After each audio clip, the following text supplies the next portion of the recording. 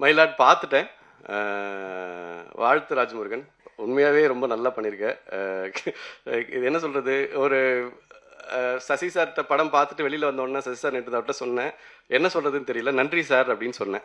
வேற இந்த மாதிரி படங்களுக்கு நாம் செலுத்த வேண்டியது முதல்ல நன்றி தான் நினைக்கிறேன். ஏன்னா எல்லாமே வர்த்தகமாக இருக்கிற இடத்துல வர்த்தகத்தையும் சேர்த்து நல்ல விஷயங்களையும் தர்றது இன்னைக்கு ரொம்ப பெரிய சேலஞ்சான இடம்.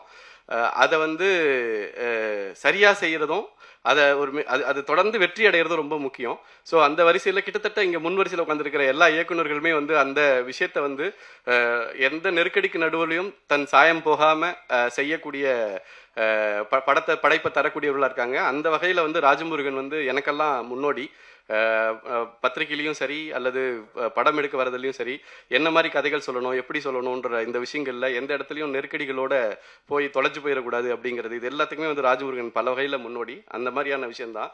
ராஜமுருகன் எந்த அளவுக்கு படத்துக்கும் படைப்புக்கும் வித்தியாசம் இல்லாதவர் அப்படின்னா, இப்போ அவர்கிட்ட நீங்கள் கடன் கேட்குறீங்கன்னா இருந்தால் கொடுத்துருவாரு, இல்லைன்னா கூட என்கிட்ட வாங்கி கொடுத்துருவாரு.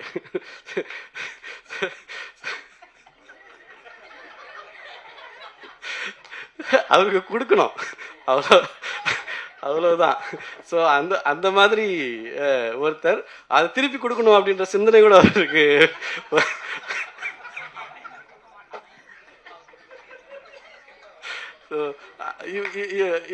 ஒரு படைப்புல அப்படியே இது எதிரொலிக்கும், எந்த இடத்துலையுமே இது மிஸ் ஆகாது. எளிய மனிதர்களை குறித்து எப்பொழுதும் யோசிக்கிற, ரொம்ப தேவை உள்ளவர்களை நோக்கி எப்போதும் கரணிட்டுக்கிற, தன்னுடைய ஒவ்வொரு எழுத்தையும் அதற்காக செலவு பண்ணணும்னு நினைக்கிற மிக மிக முக்கியமான ஒரு சிந்தனையாளன் ராஜமுருகன்.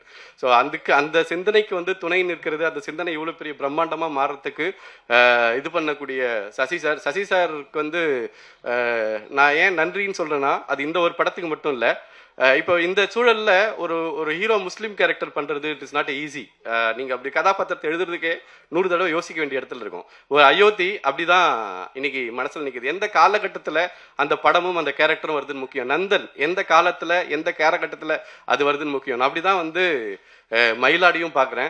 இந்த மாதிரி ஒரு எந்த பிம்பத்துக்குள்ளேயும் தன்னை ஒழிச்சிக்காம கதைக்கு முழுசாக ஒப்படைச்சு இப்படி வர்றதுன்றது எங்களை மாதிரி டைரக்டர்ஸ்க்கு ரொம்ப என்ன சொல்றது, ஒரு ஆபத் பாண்டவனுடைய இடம் தான் அது. ரொம்ப நன்றி சார், உண்மையாகவே நான் அதை நன்றியாக தான் நான் பதிவு செய்ய விரும்புகிறேன்.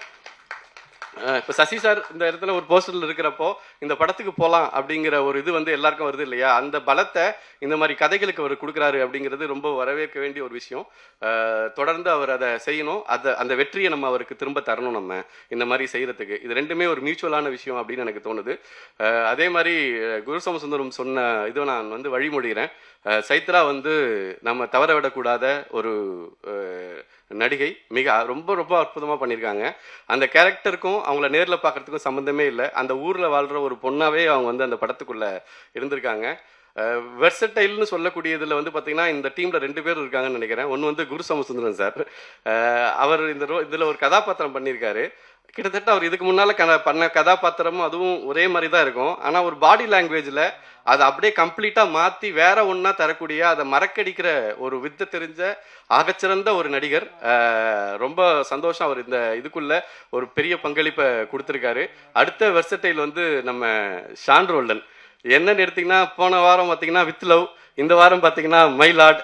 ரெண்டு வேற வேற ஜானர், ஆனால் ரெண்டுக்குள்ளேயும் ஷானோட சோல்ஃபுல்னஸ் இருக்கும். ஸோ வித் லவ்லையும் நீங்கள் அந்த படத்துக்கும் அந்த ஜானருக்கும் என்ன தேவையோ அது அப்படியே கம்ப்ளீட்டாக தருவாப்புல.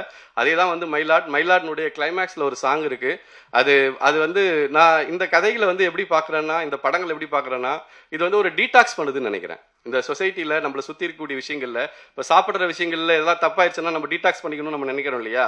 இங்கே உட்காந்துருக்கிற முதல் வரிசையில் உட்காந்துருக்கக்கூடிய எல்லா படைப்பாளிகளுமே எங்கேயோ ஏதோ ஒரு இடத்துல சுற்றி நடக்கக்கூடிய இந்த விஷயங்களை டீடாக்ஸ் பண்ணுற மாதிரி தான் அதை செய்கிறாங்க. அது ரொம்ப ஈஸியாக செய்யல, ரொம்ப மெனக்கெட்டு செய்கிறாங்க.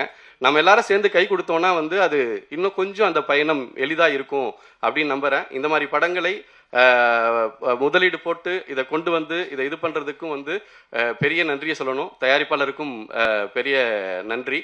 பிளே ஸ்டோர் மற்றும் ஆப் ஸ்டோரில் இருந்து பாலிமர் செயலியை QR கோடு மூலம் பதிவிறக்கம் செய்யுங்கள். செய்திகளை உடனுக்குடன் பெறுங்கள்.